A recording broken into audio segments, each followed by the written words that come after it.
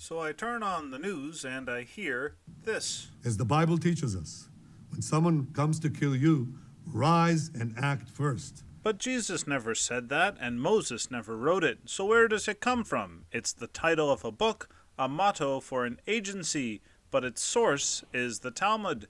Here's the page, and there is the quote. If someone comes to kill you, rise first and kill them. Looking at the page, it's from the Gemara, a commentary on the Mishnah, and it doesn't stop there. An uneasy chain, but a way to get oriented.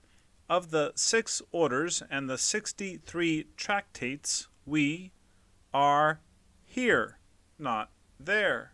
Looking inside, it's chapter 8 on the rebellious son, more on that later. About halfway into the chapter, we find the 6th Mishnah in the 8th chapter of the 4th tractate of the 4th order.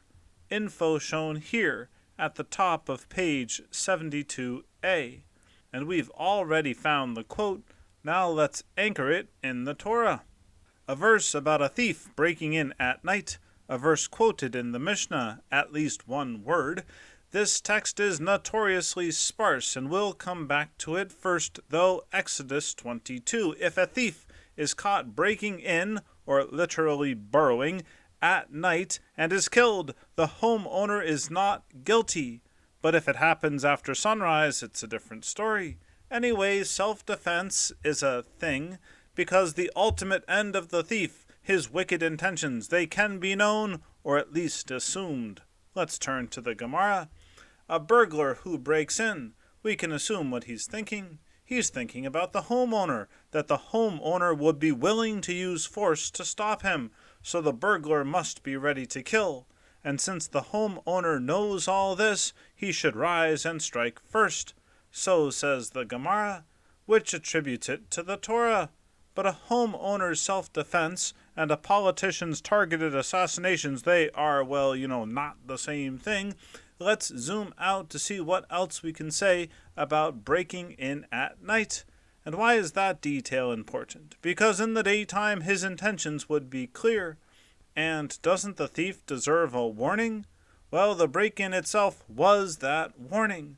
What if the thief hasn't broken in yet, but is on the roof? Or if it is a minor? Doesn't matter. He's still a pursuer. That's the kind of person who needs to be stopped. The burglar is a pursuer. That's the argument. Turn to the next page for additional crimes that are so bad that they warrant preemptive killing, and other crimes that don't. And this is no longer self-defense, but defending others, not standing by while your neighbor is harmed. That's Leviticus. This is Rashi, who adds, these are whom we are saving from committing the sin. And these 3 words are straight from the Mishnah, situations where we save them. But the them are the perpetrators saved from committing the transgression.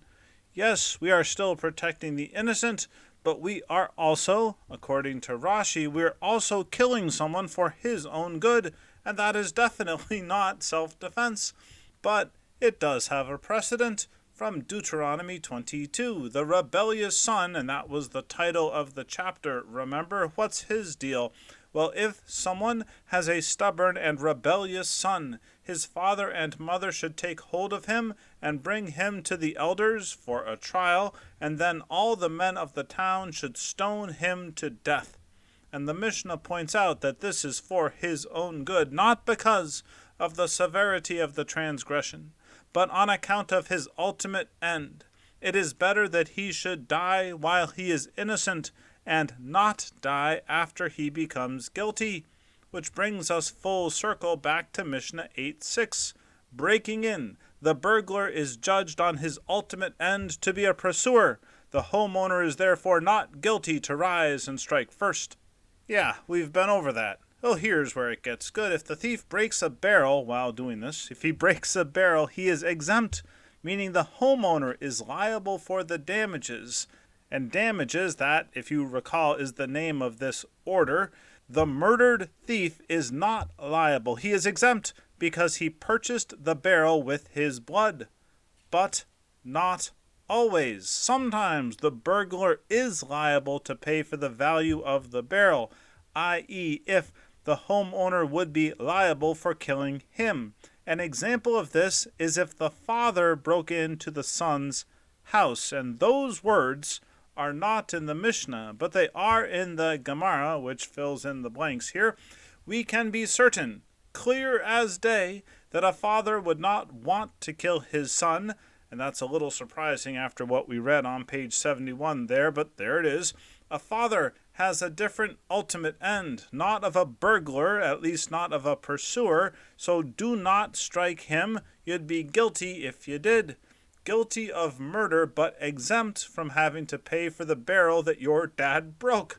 Still with me? It's a system. I mean, look at the whole thing here. It kind of makes some sense, I guess. Sons, don't kill your dads. And dads, don't break your son's stuff. And we're almost done, but let's focus now on the barrel. Sometimes the thief is liable. Sometimes the owner is liable. But what if the barrel survives the breaking in and then is damaged later? The Tosafot is clear. Timing does not matter. Once a break-in occurs, the legal designation is set, and there we have it. Scripture inverted. No, it is not correct to say that the Bible teaches. Rise and act first. The Bible does have verses about defending your home during a crisis, about a family, about helping your neighbor. But the Talmud takes those verses and inverts them to become justifications for premeditated killing. But it doesn't have to be that way. An alternative interpretation is possible, one from the fathers of the church, and so we will give the final word to John Chrysostom.